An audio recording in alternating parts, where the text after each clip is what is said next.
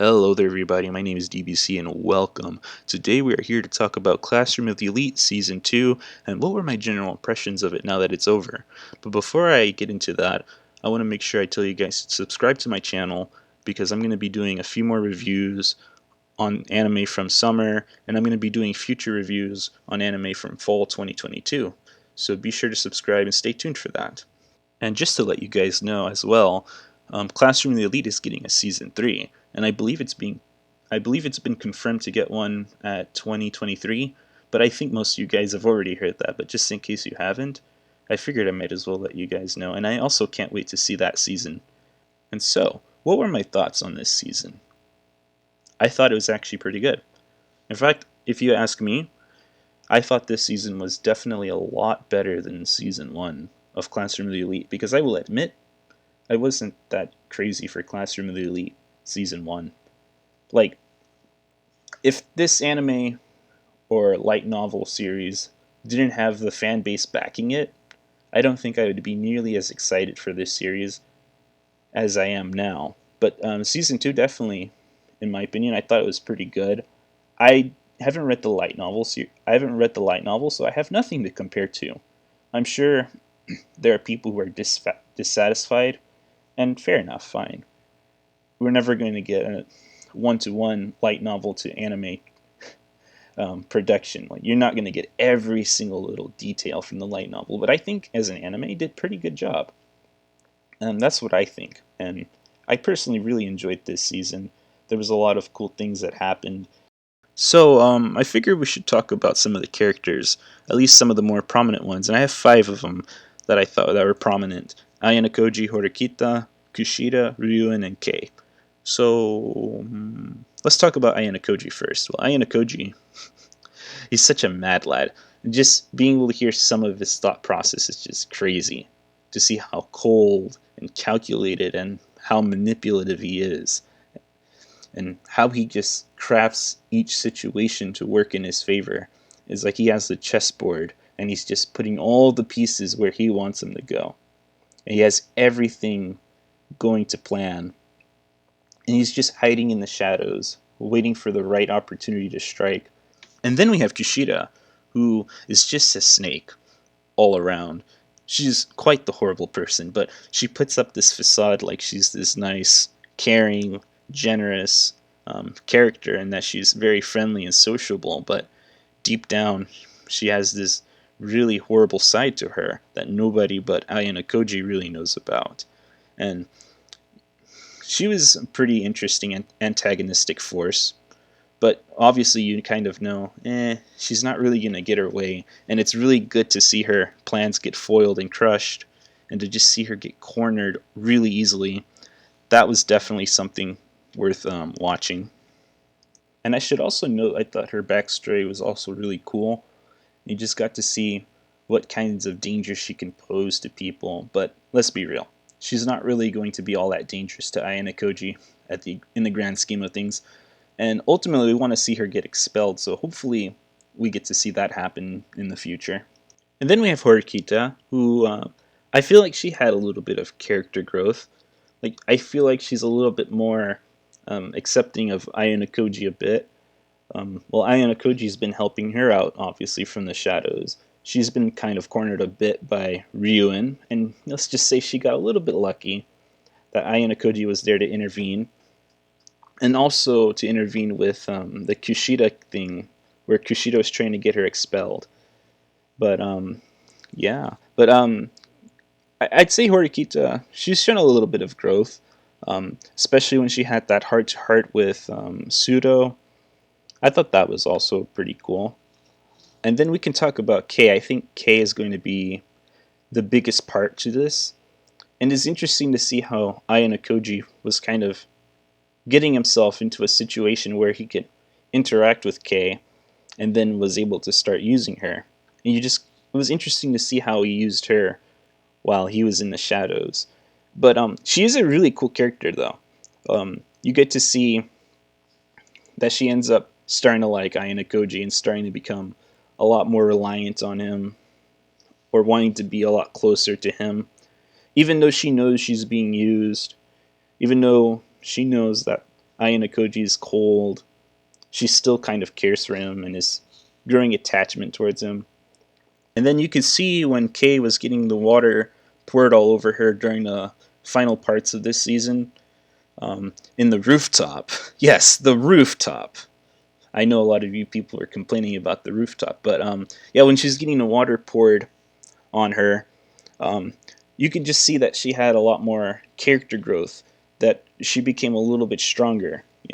Instead, like she could have done the easy thing. She could have just said that the mastermind of Class D is Ayanokoji, and she would have stopped having the water poured on her, and she would get out of that horrible situation. Well, assumedly, right? But she chose to stand her ground and said, "Hey, I'm not going to let this bullying affect me. I'm not going to run away from this anymore." And that's definitely a big improvement compared to when you see her the first time and she's getting bullied by the girls and she's just breaking down. So while it wasn't intentional, it definitely was a good thing that all of this happened in a way. I mean, none of that was good, but she did end up getting stronger from it as a result, which I suppose is really good character development for her. And then we have the one and only Dragon Boy up last. He was the main antagonistic force of all of this, and he was the one who was trying to figure out who's the mastermind of Class D. And you know what? I applaud him for at least knowing that there was a mastermind. So that part, he's a little bit more competent than some of the other characters we've seen so far, because everyone else seems to just be not really knowing anything. But at least Ryuan was willing to take the challenge of trying to figure out who the mastermind is and trying to beat him. But of course we know he failed spectacularly, as we saw on the rooftop once again. But yeah, he is a really cool antagonist, to say the least. He definitely seemed dangerous, and that he had this kind of power to him. And he's just unhinged. He's willing to do basically anything to get his goals achieved. And it's interesting to see how he rules his class through fear and violence. And so I thought there were three standout episodes in Classroom of the Elite, and I thought I'd just talk about them. And when I say standout, I mean episodes that kind of just stood apart from the rest. Not to say that the other episodes were bad, but these episodes were just the highlight, in my opinion. Well, the first one, and I don't know these episodes by number, but I'll just explain them. The first one is the episode where Kay was bullied by the three girls, and then Ayanokoji comes up and he starts testing things. Like he tries to take things a little bit too far to see what kind of reaction he can get out of Kay. And I thought that episode was really interesting. It was definitely uncomfortable, a little bit more dark, and he's just trying to figure out, how far can I take this? Can I blackmail this girl? Is she going to do what I say as long as I have leverage over her? How can I use her as a tool? And he's taking things really far to the point where he's seemingly getting touchy with her. And yeah, that episode was definitely really standout in my opinion. The second one that I thought was really standout was the sports festival one. The one where Ayanokoji is racing up against the student council president. I thought that one was really hype as well. And you could just see the mutual respect that Ayanokoji and the president have for each other.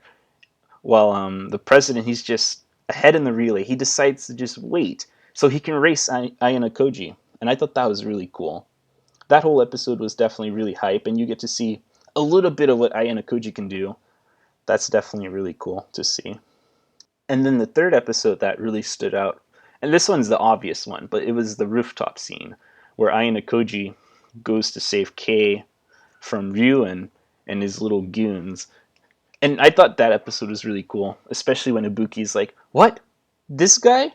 He's useless." And then all four of them, um, Albert, the nameless guy that I have no idea what his name is, I mean, all four of them just get whooped so quickly, and the animation and choreography of that fight was really good. The techniques were solid. Ayanokoji had no difficulty in that fight. Oh man, like it was just really hype. That was probably the thing that everybody was looking forward to, but I definitely thought it was really good. I know a few light novel readers were somewhat disappointed in it. I thought it was really good. As someone who hasn't seen the light novel material, it's definitely a really good episode. And then you see Ryu and having the fear on his face. He's getting beaten up, and it's like, ah, there it is. And then he just finishes him off. That was just a really good episode overall. But yeah, ultimately, I think this was a pretty good season. I had no issues with it personally. I thought it was good, and it was definitely entertaining. And I'd say this season was probably enough to get me to want to read the light novel series, which I may or may not do. I'm not exactly sure. I'm considering it, but I may just decide to go into season 3 blind, but who knows. But yeah, ultimately I do think this is pretty good. And there you have it, guys. If you guys made it to the end of this video, please make sure to hit the subscribe button and like button. And this is my first review that I've done on this channel, my first time doing a review in general. So I'd like to hear some constructive criticism if you guys have any, because I know this is a little bit unstructured. I wasn't sure exactly what to say. So I'm just learning, and I'm definitely going to keep improving on these reviews. So yeah, be sure to hit the like button, subscribe, give me some constructive criticism if you guys have any. And yeah, that's my Classroom of the Elite review. And let me know in the comments how you guys enjoyed this series, or if you didn't like it. Let me know what you guys thought about it down in the comments. And yeah, my name is DBC, and I will be signing out.